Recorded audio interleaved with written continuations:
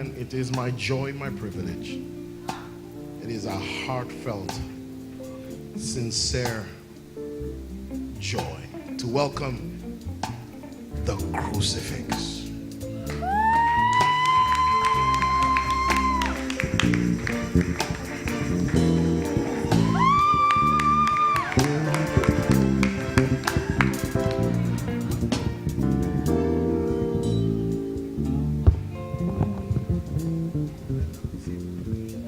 Please be seated.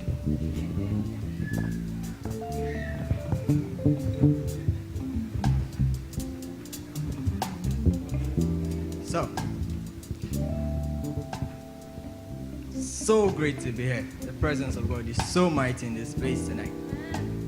So I'll just run quickly with what I have to say. See, I have a problem with Christians. Because you're probably one if you're not a Muslim, right? And I don't blame them because we're so blended like Agent Smith and his gang of clones that it's getting really hard to tell the difference. You know, like what's the difference? They're about holidays, right? Halloween and Christmas. So we're colorfully covered in costumes. The idea of being Christ-like is fantastic, so we just dress up and live out our fantasies. Having a form that is void of power. We're cool playing mannequins. Well, at least I get to feel I'm Christ-like even though I'm not really living the Christ life, because we claim to live by the word when in truth it's the opposite.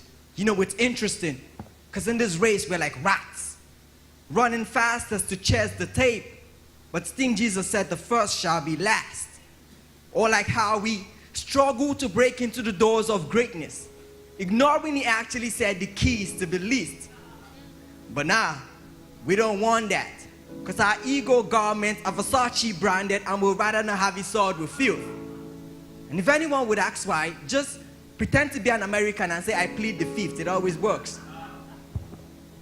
You know, Christianity nowadays can be likened to these telecoms agencies with stuff like, dear customer, our subscription plans comes in variety, so you can just sign up for whichever suits your preferences. You don't have to be worried about your itchy ears. We can exempt you from sound doctrines so long as your tithe and offering come in hard currencies. Or you can even speak to one of our agents on demand if you need a word of prophecy, but please be sure to notify the bill payer, as this will incur additional charges. Exchanging God's truth for lying vanities.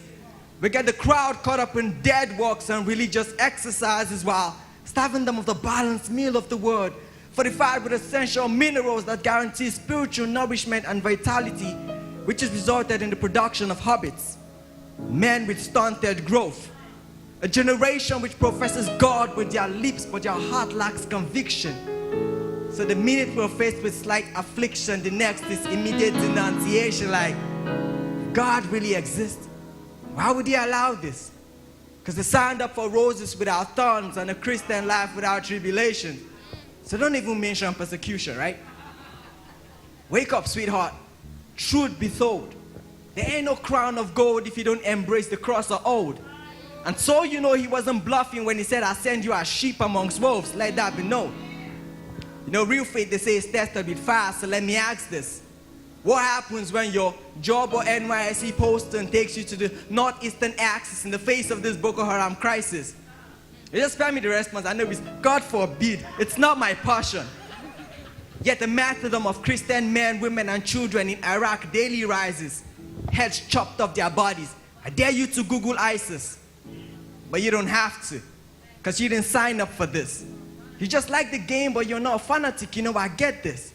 So in your schools and offices, you rather be quiet than stand up for righteousness because you don't want to seem offensive. Like, they could learn from my lifestyle. I don't have to put Christ like makeup all up in their faces. Nice try. I too can learn from your lifestyle. Like a standard safety procedure not to sound the alarm when you are apportioned a part of the bride from the last time.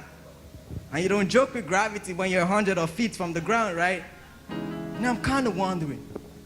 We're all resulting offsprings from the same cross. I'm talking genetics, but how did we end up with different DNAs? Perhaps there was a mutation, which resulted from a damage caused by some sort of radiation, or better yet, an error in the process of replication. Forget the biology. In simple words, what I'm saying, what was sent wasn't what was received.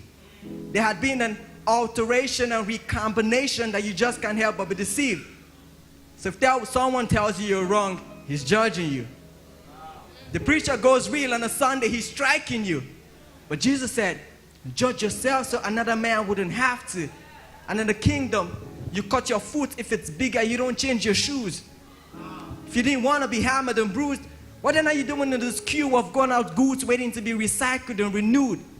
For you to be amended, you must first be broken. If you can't take the heat, get off the pot.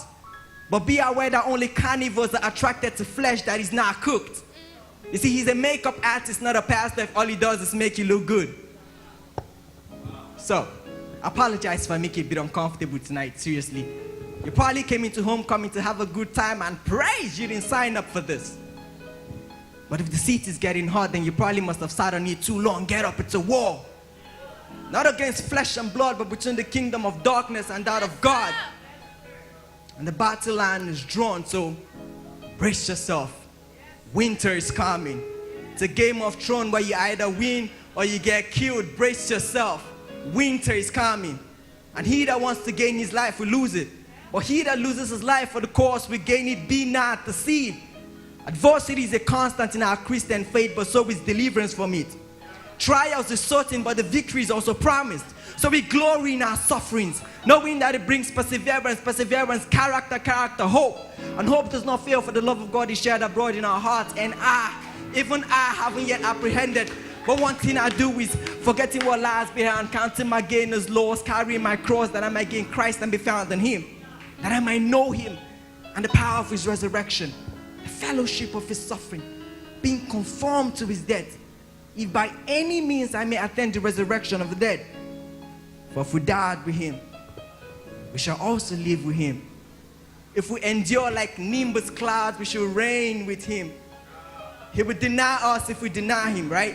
And if for faithless, he's the embodiment of faithful. He remains, for he cannot deny himself. This right here is the only sequence.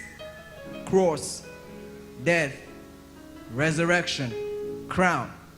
And if you didn't sign up for this, you might as well ask for a refund because you got duped. So really, what Christianity did you sign up for?